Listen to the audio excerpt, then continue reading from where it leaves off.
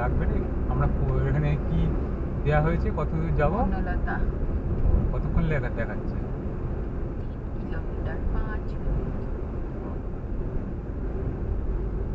Bathroom যাবে কি তুমি? তো 5 টাকা করে। হ্যাঁ, তাহলে ওখানে দাঁড়িয়ে আবার বাথরুম তো আমি যে কোনো জায়গায় যাবো। ওখানে দাঁড়িয়ে আবার ম্যাপটা রিসেট করে নেবো। ও সে ঠিক আছে, তুই কি যাবি নাকি বাথরুমে? না না